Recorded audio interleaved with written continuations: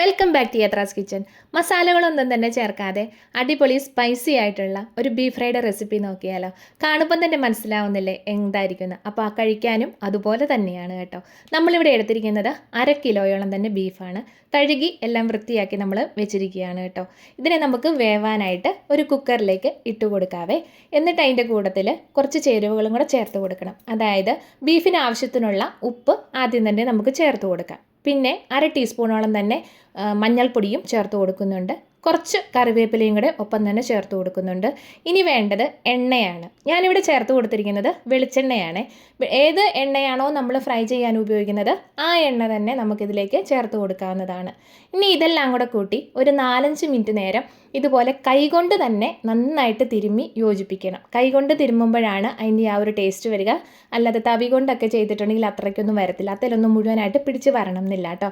ഇനി നമുക്കിത് വേവാനായിട്ട് വെക്കണം. ഒരു വിസിൽ ഫുള്ളായിട്ട് നന്നായിട്ട് അടുപ്പിക്കുക. ബാക്കി മീഡിയം ഫ്ലെയിമിലിട്ടിട്ട് ഒരു 4-5 വിസിൽ ചെയ്യാവുന്നതാണ്. അതല്ല എന്നുണ്ടെങ്കിൽ ഒരു 10 to 12 വിസിൽ വരെ നന്നായിട്ട് അടുപ്പിച്ച് വേണേലും നമുക്ക് എടുക്കാം കേട്ടോ. വെള്ളം ഒന്നും ചേർത്ത് കൊടുക്കേണ്ട കാര്യമില്ല. ഇനി അരപ്പ് നമുക്കൊന്ന് റെഡിയാക്കാം. കുരുമുളക് 2 ടേബിൾ സ്പൂണ്, വെളുത്തുള്ളി 20 അല്ലി ചെറുതായതുകൊണ്ടാണ് എടുത്തിരിക്കുന്നത്, അല്ലെങ്കിൽ 15 മതി. പിന്നെ ഒരു മീഡിയം സൈസിലുള്ള ഇഞ്ചി കഷ്ണം കൂടെയാണ് ചേർത്ത് കൊടുത്തിരിക്കുന്നത് കേട്ടോ.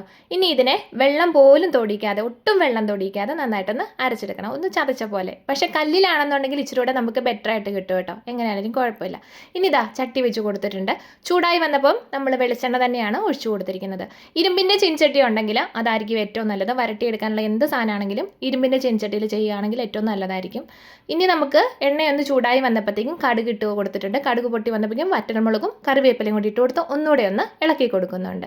ഇനി നമുക്ക് വേണ്ടത് കുറച്ച് തേങ്ങാക്കൊത്താണ്. തേങ്ങാക്കൊത്ത് കുറച്ച് കൂടുതലുണ്ടെങ്കിൽ നല്ലതായിരിക്കും. അതായത് ഒരു അരക്കപ്പോളം തേങ്ങാക്കൊത്തൊക്കെ ചേർത്ത് കൊടുക്കുകയാണെങ്കിൽ അടിപൊളിയായിട്ട് നമുക്ക് കിട്ടും കേട്ടോ. ഇവിടെ തേങ്ങാക്കൊത്ത് ഇത്തിരി ഇഷ്ടമല്ലാത്തതുകൊണ്ട് ഞാൻ ഒരുപാട് ചേർത്ത് കൊടുത്തിട്ടില്ല. അതിനേതാ ഈ ഒരു ബ്രൗൺ കളർ ആകുന്നിടം വരെ നമ്മളൊന്ന് ഇളക്കി റെഡിയാക്കിയിട്ടുണ്ട്. ഇനി വേണ്ടത് 25 കൊച്ചുള്ളി അല്ലിയാണ് എടുത്തിരിക്കുന്നത്. അതൊന്ന് ചെറുതായിട്ട് അരിഞ്ഞെടുത്തിരിക്കുന്നതാണ് കേട്ടോ. അതൊന്ന് വഴറ്റിയിട്ട് വേണമായിരുന്നു ഈ ചതച്ച് വെച്ചിരിക്കുന്ന ഇഞ്ചിയും വെളുത്തുള്ളിയും എല്ലാം കുരുമുളകും എല്ലാം കൂടെയുള്ളത് ഇട്ട് കൊടുക്കാനായിട്ട്. അതെനിക്കൊരു ചെറിയൊരു അബദ്ധം പറ്റിയിട്ടുണ്ട്. അപ്പം നിങ്ങളത് ചെയ്യുകയാണെങ്കിൽ ഒന്ന് ശ്രദ്ധിക്കണേ.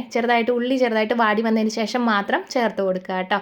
അപ്പോൾ എന്തായാലും കുഴപ്പമൊന്നുമില്ല, കറിക്ക് പ്രശ്നം വരത്തില്ല. നമുക്ക് പിന്നീട് നന്നായിട്ടൊന്ന് വഴറ്റിയെടുത്താൽ മതിയാവും. അത് പ്രശ്നമൊന്നുമില്ല കേട്ടോ. അങ്ങനെ നമ്മൾ ഒരു ലോ ടു മീഡിയം ഫ്ലെയിമിലിട്ട് നന്നായിട്ട് ഇതൊന്ന് വഴറ്റി കൊടുക്കുന്നുണ്ട്. ഇനി നമുക്കിതിലേക്കുണ്ടല്ലോ ഒരു നുള്ള ഉപ്പും കൂടെ ചേർത്ത് കൊടുക്കാം. ബീഫിന് ആവശ്യത്തിനുള്ള ഉപ്പ് നമ്മൾ ആദ്യം ചേർത്തത് കൊണ്ട് തന്നെ ഈ ഉള്ളിക്കൊക്കെയുള്ള ഉപ്പ് ഒരു കുറച്ച് മാത്രം ചേർത്ത് കൊടുത്താലും മതിയാവും. ഈ ഉള്ളിയും ഇഞ്ചിയും അതുപോലെ വെളുത്തുള്ളിയും കുരുമുളകും ഉള്ള ഈ പേസ്റ്റ് എല്ലാം കൂടെ കൂടിയിട്ടുണ്ടല്ലോ, ഇതിൻ്റെ ആ ഒരു വഴറ്റി എടുക്കുന്നത് പോലെ ഇരിക്കും നമ്മുടെ കറിക്ക് ടേസ്റ്റ് എത്രത്തോളം കിട്ടുക എന്നുള്ളത് കേട്ടോ. ഇനി ഇതാ നമ്മൾ വേവാനായിട്ട് വെച്ചിരിക്കുന്ന ബീഫിനെ ഒന്ന് നോക്കിയാലോ. ഞാനൊരു 12 വിസിൽ വരെ അടുപ്പിച്ചിട്ടുണ്ടായിരുന്നു കേട്ടോ. പെട്ടെന്ന് തന്നെ റെഡിയാക്കി എടുക്കുകയാണ് ചെയ്തത്. അപ്പോൾ നന്നായിട്ട് വെന്തൊക്കെ ഇരിക്കുന്നുണ്ട്, വെള്ളം അത്യാവശ്യം ഇറങ്ങിയിട്ടുണ്ട്.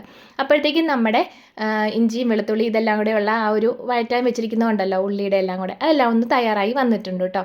ഇനി അതിലേക്ക് നമുക്ക് വേവിച്ച് വെച്ചിരിക്കുന്ന നമ്മുടെ ബീഫും കൂടെ കുറച്ചായിട്ട് ചേർത്ത് കൊടുക്കാവുന്നതാണ്. ഇനി നമുക്കിതെല്ലാം കൂടെ കൂട്ടി നന്നായിട്ട് ഇളക്കിയിട്ട് ആ ബീഫിൻ്റെ അകത്തെ വെള്ളം ഉണ്ടല്ലോ അതെല്ലാം കൂടെ വറ്റി വരണം. ഇനിയാണ് നമുക്ക് കുറച്ച് ക്ഷമ വേണ്ടത്. ഒരു ലോ ടു മീഡിയം ഫ്ലെയിമിൽ തന്നെ ഇട്ടിട്ട് നന്നായിട്ട് വഴറ്റിയെടുക്കണം. ഈ മിക്സ് എല്ലാം അതിൽ പിടിച്ച് നന്നായിട്ട് വരണം. അതുമാത്രമല്ല ആ ബീഫിൻ്റെ ഒരു കളറൊക്കെ ഒന്ന് മാറി നല്ല ഡാർക്ക് കളറായിട്ട് വരും കേട്ടോ. അതുകൊണ്ട് തന്നെ തുടർച്ചയായിട്ട് തന്നെ ഇളക്കി കൊടുത്തുകൊണ്ട് തന്നെ ഇരിക്കണം. വെള്ളമൊക്കെ ഒന്ന് ഇപ്പോൾ ഇത് കണ്ടോ വറ്റി വന്നിട്ടുണ്ട്. ഇപ്പം തന്നെ നമുക്ക് മാറ്റങ്ങൾ മനസ്സിലാക്കാൻ പറ്റുന്നുണ്ട്. കുറച്ചുകൂടെ കഴിഞ്ഞപ്പം ഈ ഒരു പരുവത്തിൽ നമുക്ക് കിട്ടിയിട്ടുണ്ട്. ഇനിയും വേണമെങ്കിൽ കുറച്ചുകൂടെ വഴറ്റി എടുക്കാവുന്നതാണ്. എത്രത്തോളം നന്നായിട്ട് വരട്ടി എടുക്കുന്നോ അത്രത്തോളം തന്നെ ടേസ്റ്റ് കൂടി തന്നെ നമുക്ക് കിട്ടത്തേ ഉള്ളൂ.